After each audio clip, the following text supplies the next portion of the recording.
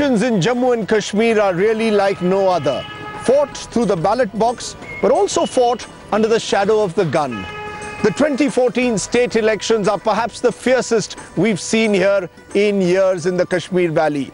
You've got the ruling National Conference battling for survival, the opposition PDP hoping to make a comeback after 6 years, the national parties, the Congress, and uniquely this time the BJP too, trying to make an impact in the valley.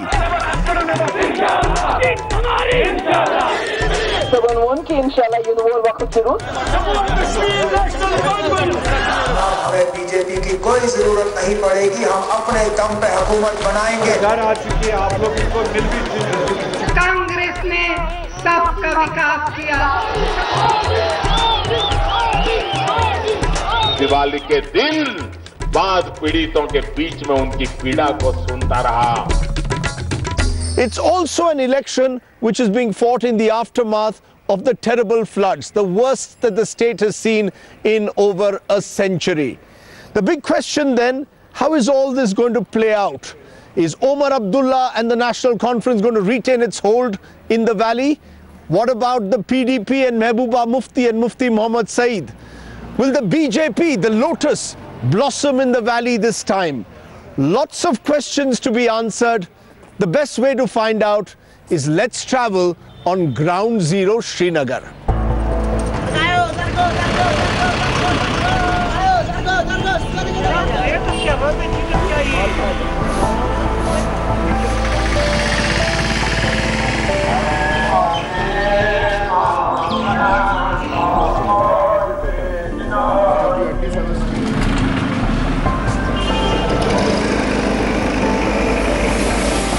Namaste. Good morning, good morning, good morning.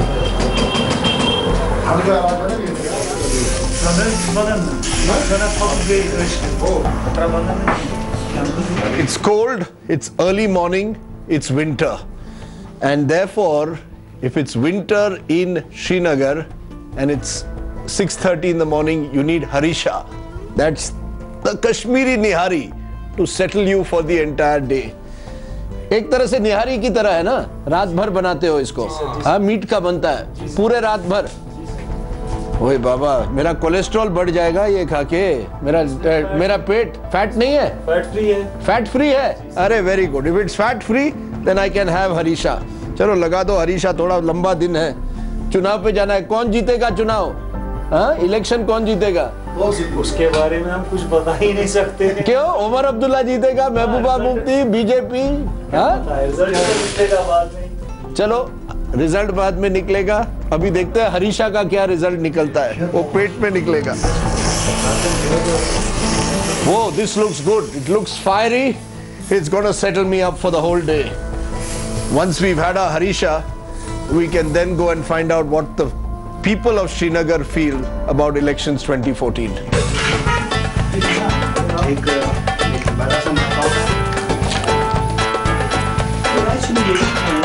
ये सब तुम लोग मुझे खिला रहे हो, इससे मेरा कोलेस्ट्रॉल बहुत बढ़ने वाला है।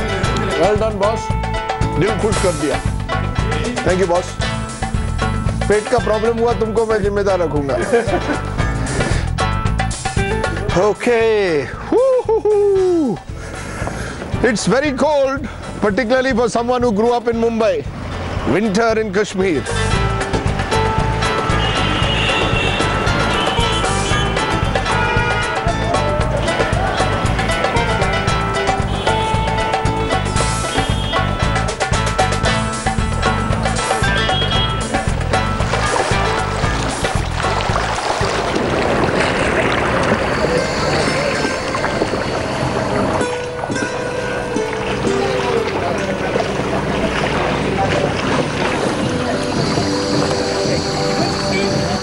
Okay, my first stop on my travels, Srinagar's most enduring landmark, the Shikara, and of course the Dal Lake. नमस्कार चाचा, कैसे हो?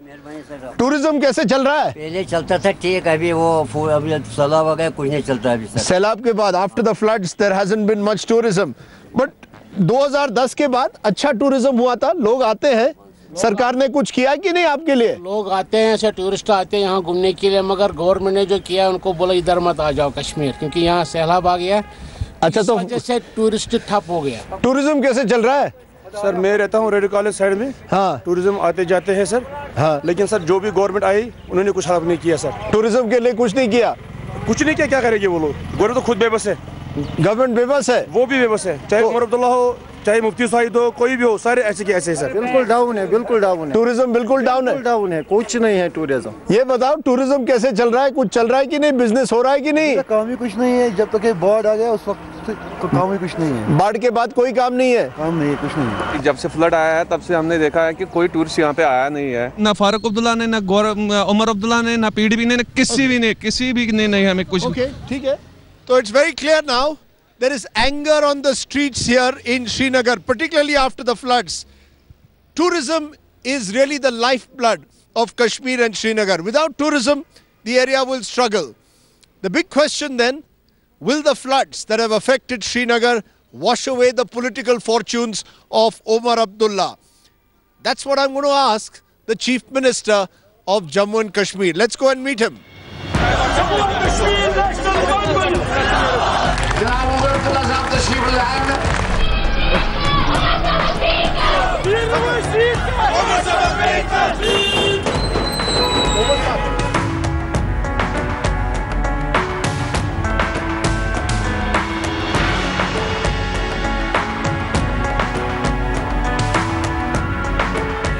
Omar, how are you? Thank you very much, Omar, first of all, for talking to us. The big question is that would I be right in saying that you're facing the biggest challenge of your political life? Most people are writing you off. Let me be honest. Most people, whether pollsters, pundits, are all writing you off. To that extent, are you facing the biggest challenge of your political career up to now? Well, every election is a challenge. That this election is tougher on account of the fact that we've been in government 6 years, and more so, our star campaigner isn't on the campaign trail with us. That's your father. I mean, it's interesting that Dr. Abdullah himself is in London at the moment, so he's almost left you on your own. This is the first election where you're fighting on your own. This is Omar Abdullah's election in that sense. To be fair, he would love to be here. It's his health that doesn't permit him to. But yeah, this is my election, and the results obviously will reflect on me more than anybody else. In a way, people will say that because you've been in power for 6 years, it makes it all the more difficult. The summer of 2010, the floods, the stone throwing that took place, as I said, in 2010, everything is held, you're held accountable on each time. Is that making things more difficult for you? You're being judged on your performance in the last 6 years. Well, obviously, every government is judged on its performance, and my government will be no different than that. That having been said, you know, there's a certain advantage that comes with having been written off by all the pollsters and the experts, because nobody's expecting me to deliver anything. And therefore, anything that I come back with is a bonus. And it's actually, I mean, how do I put it? Not having the pressure of delivering seats is a unique experience for me, because if I was under the pressure to deliver, let's say 60 out of 87, I'd be under enormous pressure right now. It's like sending a batsman out in a match where nobody expects the batsman to score, and therefore the batsman can freely play his strokes the way he would like, and any runs that he comes back with is a huge bonus. And that's exactly how I feel. I'm out in the field, I'm batting, I'm letting my arms out loose, and whatever runs I score, damn good, because nobody's expecting me to score a single run whatsoever. That's one way of looking at it. The other way of looking at it is that everybody expects the Abdullahs to be the dominant family of Jammu and Kashmir, as you have been. You're third generation. You're the first family of Kashmir. So you're expected, in a sense, to believe that you have a chance to win an election. Oh, sure, I absolutely believe we have a chance to win an election. Others may not believe that, but I'm not fighting this election to lose. I'm fighting this election to win. The big weakness of your party, or indeed most ruling parties, is seen to be that they get elected with high expectations, and then they don't perform to those expectations. Corruption is one charge that has often been made against your partymen, your ministers. Would you concede that somewhere the expectation with which you came to power in 2008 is where you've lost out? People expected much more. Well, I always knew that sort of living up to expectations was going to be a huge challenge. It was going to be almost impossible to live up to the expectations that were placed on my shoulders in the beginning of 2009 when we started. That having been said, it's not been a complete loss these last 6 years. I mean, it's all very well to talk about corruption, and no lesser person than the Prime Minister has done it. But it's one thing to talk about it and another thing to prove it. I mean, at the end of the day, we have set up institutions to counter corruption in this state. We have set up the Vigilance Commission. We set up the Accountability Commission. We set up the Public Service Guarantee Act.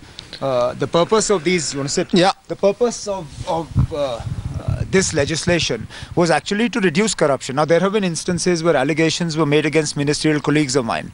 Those allegations were referred to the Vigilance Commission. What came of them? Because Rahul Gandhi, no less, who was your ally, the Congress was your ally till not too long ago, says the government had been lethargic. Now, imagine just before the polls, a party which has been your ally for almost 5.5 years suddenly says that the government of Omar Abdullah has been lethargic. No, I would have been a lot more sort of receptive to this sort of talk if it had come while I was campaigning for the Congress and trying to make Rahul Gandhi the Prime Minister of India. At that time, lethargy didn't seem to be a problem.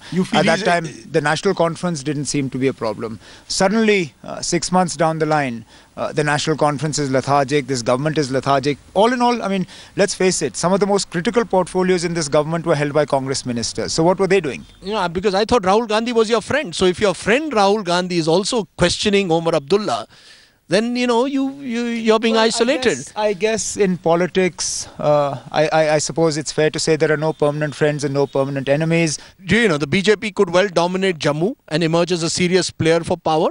Do you see that change is in the air, parivartan, change, and Modi, do you see Narendra Modi representing change in Kashmir as he does in other parts of the country? The last few elections have been about change. 96 was about change, 2002 was about change, 2008 is about change. Let's see what 2014 is about. Yes, the BJP is making far more serious attempts at power this time, which has them sort of scrambling now to justify how 370 is an issue in Jammu and not an issue in Kashmir, how statehood for Ladakh is an issue in Ladakh but not something they want to talk about in the valley.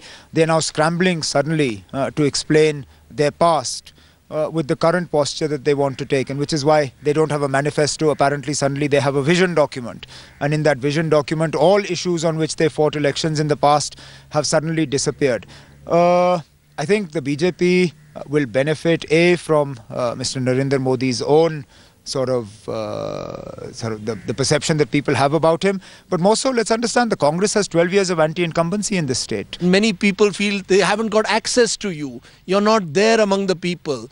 Your father was a people's person. Do you feel that way? The same sort of complaints were made against my father, that he was not accessible, against chief ministers who came before me.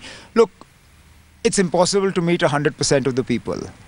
But have I been completely inaccessible? No. I mean, I've traveled to areas, I've taken my cabinet to areas that nobody's been to before. You know, I must ask you, if there was one issue then that you think is dominant, that you believe is going to be the critical issue which people are voting for, what is that issue? Is it a simple sense of fatigue with the present government, a desire for change? Is it anger over the floods which have taken place just a few months ago? What do you believe is that critical issue that could be decisive in this election? I don't think there's one particular issue. I think there are multiple issues. Obviously, the good and the bad of this government is an issue that we are discussing. Obviously, I'm being criticized for what hasn't been done, but we're also selling all that we have done. I mean, you're taking one aspect of the floods. The fact of the matter is that even on the floods, we were not a complete failure. In fact, if anything, I don't think any other government could have responded to the floods as well as we did. Many people believe money has not reached. Money has not reached them, that they haven't got the checks that they want for it. True, they haven't got the checks that they were supposed to get, because that 40,000 crore package that we asked for from the government of India is held up on account of the elections. Why do you think the National Conference didn't want these elections? Because we didn't want state government sort of officers to be diverted from relief activities for election activities. But one sec, let me just sort of take this point a little further. The fact is that when this flood happened, most people in Kashmir believed the death toll would be in the thousands. it was far less than that. Most people believed that the number of people killed in the floods would be sort of exceeded by the number of people killed by waterborne diseases. None of that has happened. I mean, in the aftermath of the floods, there hasn't been a single death on account of starvation, cold, or waterborne diseases. Now, what more can you ask from a government? You know, Omar, it's almost as if you're saying that someone is conspiring against you, that there's been this impression created, perception created, that Omar has failed to deliver, that you actually believe you've done much more and you haven't got credit for it. It almost seems that Omar Abdullah believes... I have been the worst salesman of my own government, and that is the fact. Are you saying that you've got to learn from Narendra Modi? I truly believe that the next time I'm sitting on this chair, I will be the most vocal salesman of my own sort of achievements. I was under this mistaken impression that my work would speak for itself. That doesn't happen. In politics, unless you beat your own drum, nobody's going to beat it for you. And in that respect, I think Narendra Modi sets a benchmark that we all have to aspire towards. Is that the only thing that you've learned, that you've got to be a better salesman, or you've made mistakes? 2010, I know you've said the summer of 2010 when things went horribly wrong in the and stone pelting took place. Do you believe that has been the one thing that you would have liked to see change in your 6 years? Well, obviously one would not have wanted the state to have gone through that. That having been said, I take some satisfaction from the fact that the trigger for those agitations has now finally been resolved. Those agitations took place because nobody believed justice would be done in the Matsil fake encounter case. Yeah. The fact that today you have court-martial proceedings that have concluded and life sentences have been handed out is some small satisfaction for me. The reason I'm asking, I presume that the young still want peace, they want security, they don't want a valley where, you know, every few meters there are armed forces, they want probably cinema theatres, they want leisure, they want opportunity. And that hasn't happened. I mean, you know, they want much more. The young want much more. They're restless. They're impatient for change. Of course they're restless. But, I mean, how can you say that hasn't happened? The fact is that... They haven't got jobs. Hang on. The fact is that during the 6 years of this government, militancy is down by more than 70%. Let's look at tourism numbers. I mean, at the end of the day, the single biggest industry or employer in Jammu and Kashmir is tourism. Between 2002 and 2008, there were about 20 lakh tourists that came to the valley. During my government, that number has shot up to almost 55 lakhs. Now, what does that tell you? Can I therefore then ask you in conclusion, Mehbooba Mufti is the one who's seen to be your principal rival. In fact, I wanted a debate between you and her. You agreed, she didn't. But she is seen to be the person who is at the moment holding all the cards, the advantage. How do you see her? Is this a rivalry between two families, dynasties? The Abdullah dynasty on one side and the Mufti dynasty on the other? No, absolutely not. This is a battle between four political parties. It's a battle between the National Conference, the Congress, the PDP and the BJP. Because Narendra Modi says it's enough of Kashmir, enough of dynasty politics in Kashmir, enough of family Raj in Kashmir. I love how he only sort of sees family rule when it happens in Jammu and Kashmir. I honestly would like to see him make the same speech in Punjab. I'd like to see him make the same speech in front of the Shiv Sena. So you're saying the Badals, the Thakres, you're sort of... No, not even the Badals and the Thakres. In his own government, doesn't he have Yashwant Sinha's son as a minister? In the Maharashtra government, doesn't he have the late Gopinath Munde's daughter as a minister? Doesn't he have members of the Nehru-Gandhi dynasty in his own party as members of parliament? How come family rule only bothers him when it's family rule that doesn't support him? When it's family rule that supports him, he has no problem with it. Okay, I'm going to then ask you in conclusion, do you believe on the streets of Srinagar, if I go and ask people Omar Abdullah or Mehbooba Mufti, who are they going to choose this time? Well, you'll get a mixed bag. Honestly, if you're going to take the streets of Srinagar as your indicator as who's going to win this election, you're going to end up in trouble because most of the people will probably not be interested in voting at all. I think you should take a slightly wider sample size and go travel into rural areas as well. Okay. Since it's ground zero Srinagar, I'm going to focus this time on Srinagar. But I take your point that you genuinely believe that there is enough that your government has done for you to still have a chance. You're not writing off your chances. You're still in the fight. We are very much in the fight, and I have a feeling we'll come back with some surprises on the 23rd. Surprises on the 23rd. Look forward to seeing those surprises, Omar Abdullah. It's always a pleasure talking to you. And you've got some natty winter wear, which is what I need to buy. Spend more time in Srinagar, you'll have it as well. Okay, that's exactly what I'm going to do. I'm going to go to the market and get myself a better jacket than the one I have at the moment. Thanks very much, Omar. All right, Rajdeep. Thank you.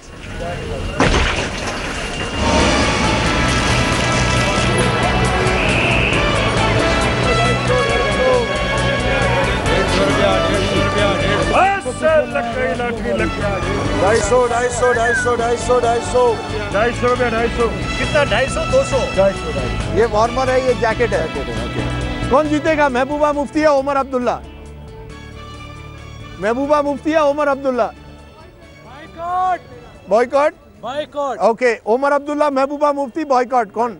Boycott. Boycott. Boycott. Boycott. Election boycott. Omar Abdullah या Mehbooba Mufti? Boycott. Okay, Mehbooba Mufti जीतेगी या उमर अब्दुल्ला जीतेगा? महबूबा मुफ्ती। कौन जीतेगा election? Mehbooba Mufti. Umar Abdullah या महबूबा मुफ्ती? महबूबा मुफ्ती। महबूबा? महबूबा मुफ्ती। हाँ, उमर अब्दुल्ला नहीं? क्यों? चेंज चाहिए? You want change? Okay, at the moment, the flavor of the season, certainly the market in Lal Chowk is Mehbooba Mufti. सही है? बेशक, right.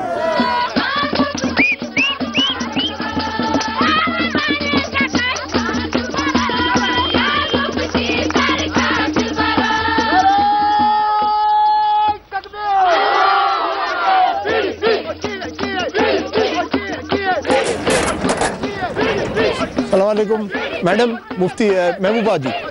Thank you. It's cold. It's time to meet the front runner then in this Jammu and Kashmir election, the PDP leader, Mehbooba Mufti. And I'm good to see you. Thank you very much. Thank you for meeting me. Mehbooba ji, first question is, you are the front runner this time. Is that putting more pressure on you in a sense that you've got to somehow or the other win this time at all costs? No, it's not about my party's winning. It's also about, it's more about, you know, how do you mitigate the problems of the people? Because during these last 6 years, people haven't seen anything good happening on the ground. That's why there is so much, you know, enthusiasm among the voters. They want a change.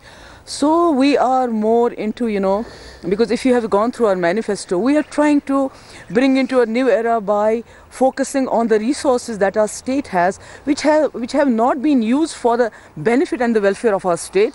So we are trying to build that, and inshallah, if we are given a chance, we'll go ahead. And rest is up to God. Because it's tough. You know, speaking to people, they're still suffering because of the floods. Yeah. It's been a tough period for Jammu and Kashmir. Yeah, so it's going to be a tough time for you if you come to power. Yeah, because, you know, all the institutions have been discredited, you know, after this, even, you know, I mean, this government has been seen as a mere spectator. I mean, at times you also, you know, you also feel it's going to be very tough, because during the last 6 months after the parliament elections, you know, the results came, the state government has gone on a, you can say, a picnic spree. They have created so many liabilities, I just can't tell you. You know, just to please people in the last 6 months, they have created lots of liabilities, and you have seen how they have messed up, you know, not only the rescue operation in during the floods, but even the relief. I mean, both Congress and National Conference, whatever relief came from the country, we are very grateful to the people of our country. But उसमें भी इन्होंने बंदर बांट की, दोनों parties ने अपने जगह रखा, and now they are trying to, you know, use it during the elections. It has been very pathetic. You know, you're saying this, that it's been pathetic, but you know, one criticism of Mehbooba Mufti is that you're better in the opposition than you're in government. People say you're an agitational politician. Once you're in government, you have to govern, which is different. I think Mufti Sahib has shown that. That's why, you know, National Conference, Umar Abdullah is trying his level best, that he wants even to go to with BJP, just to see that Mufti doesn't come back. Because Mufti Sahib's 3 years have been the best years of, you know, the tenure. And I mean, don't forget that even Atal Bihari Vajpayee, you know, complimented him just after a year and a half. So I think Mufti Sahib's 3 years were years of peace, political process, development. So I think my party has already shown the mettle that we can govern. So Mufti Sahib will be the chief minister, not Mehbooba Mufti. Inshallah, inshallah. You don't want to be chief minister. No, I think it's going to be inshallah Mufti Sahib. You know, I think a very sensitive state and we have been devastated with these floods. We need a person who's very mature, who is also very well respected in Delhi, not only respected but taken very seriously, because that did not happen in case of Umar Saab. If you come back to power, is it again about the healing touch this time as well? And is healing touch about compromising? Really, healing touch means being pro people of Jammu and Kashmir. Being pro Kashmiri doesn't mean anti-India. That is something that we are trying to remove, that trust deficit, because it has become a, you know, kind of very common thing. Anybody who's pro-India means he is anti-Kashmiri, and anybody who's pro-Kashmiri means anti. My father tried to bridge that gap when he invited Atal Bihari Vajpayee, if you recall. Yes. 50,000 people, you know, unlike what used to happen earlier, people used to shut their shops, you know, take up black flags. And he was welcomed and he, you know, complimented it by extending his hand of friendship. Then there was dialogue between the Hurriyat and L.K. Advani.